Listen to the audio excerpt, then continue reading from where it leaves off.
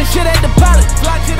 Niggas be broken, be sobbing, but still talking shit like they violent. Niggas is broke. So literally minutes after I published my last video, Dwyane Wade finally signed with the Cleveland Cavaliers like we all expected. And me personally, I really like the signing for the Cavs because one, they need all the scoring they can get, and Wade's relationship with LeBron will at the least help persuade LeBron to stay. Keyword persuade. I'm not saying he will stay definitely because of Wade, because he's left Wade once already. All I'm saying is it will at least help.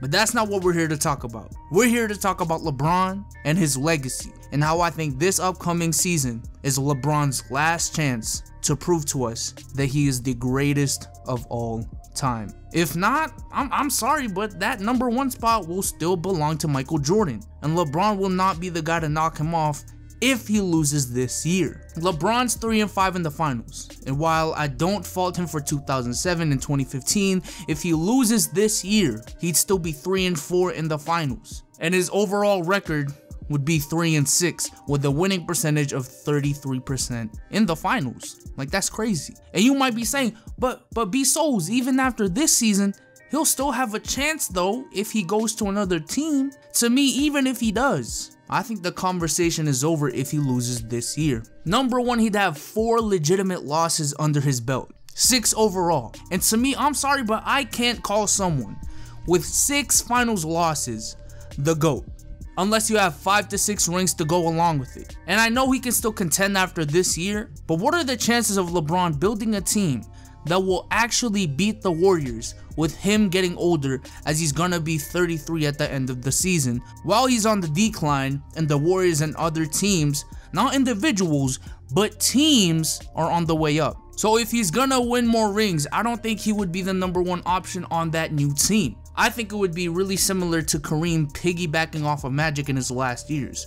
Because yes, LeBron is a freak, and yes, we do have advanced training and recovery methods now, but there is only so much the body can take. And more than the body, what about the mind? At some point, LeBron might just say, this isn't really fun anymore, and he has no more motivation or path to move up, and he just calls it quits. And let's get right into my main point as to why I think this year is the last year for him to prove that he's the GOAT. What is the excuse for him not to win this year if he's really the greatest of all time? They re-signed everyone from last year and got rid of Darren Williams, which is a plus. And yes, Kyrie got traded, but at least for the near future, Isaiah Thomas and Kyrie are still on the same level, or around the same level as far as I'm concerned. He's better off the catch, doesn't need to isolate, and is already used to being the 6th man before, so I'm pretty sure he can adjust to being the 2nd option to the best player in the world. And I know I said Kyrie's better in a Battlegrounds video a couple weeks ago, but for this year alone, and in terms of the team and how they fit on the Cleveland Cavaliers, I would say IT fits what Cleveland's trying to do in terms of play style and mentality more or better than Kyrie, at least for this year alone. They got Jay Crowder in that trade as well, a great two-way player to take some of the defensive load off LeBron, and he can play the small ball 4 and is a pretty good, if not a great catch and shoot player. They got Derrick Rose coming off the bench or starting early on in the season, and I know he's washed up, he's not the MVP Rose anymore, but he can still put up 15-18 points per game, and on this team I would expect him to be more efficient. They got Jeff Green coming off the bench, which I know he's not, you know, the 2012 Jeff Green that we all remember, or the 2011 Jeff Green, whichever it was, but he's still a very solid small forward. They also got Jose Calderon, and now he has Dwyane Wade on the team. The biggest issue last year for the Cavs was the lack of ball movement and the lack of shot creators and leaders when LeBron is out. Now they have D Wade, Derrick Rose, and Isaiah Thomas to count on top of the all-star talent that is Kevin Love. So that issue is gone,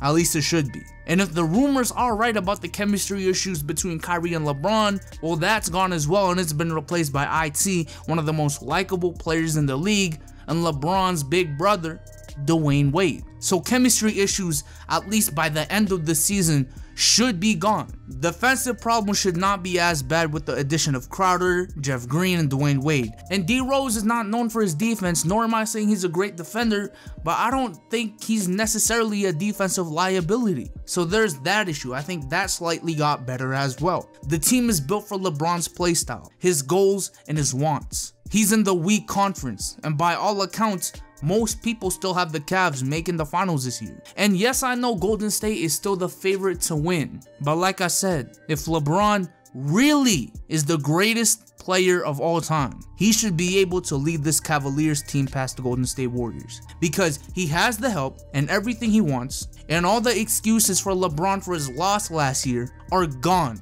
Straight up gone, except for the coaching excuse. And I remember people saying last year that if you look at it closely, even last year, it was still a winnable series. It wasn't as much as a blowout as people make it out to be, because game 3 was decided by 1 to 2 shots, and game 5 was a close game throughout. Okay, let's go ahead and let's say you're right, that the Cavs didn't get blown out last year, and the Warriors are beatable, even with what they had last year and the fact that they got better. So let me get this straight. So if last year was actually closer than people make it out to be, and the Cavs got better and fixed nearly all of their weaknesses, with the East getting weaker and the West getting stronger, making more competition for the Warriors before the finals, and the fact that not only is LeBron the greatest player in the world at the moment, but the fact that he's the greatest basketball player to ever live, please let me know, what excuse does LeBron James have for losing this year, if he really is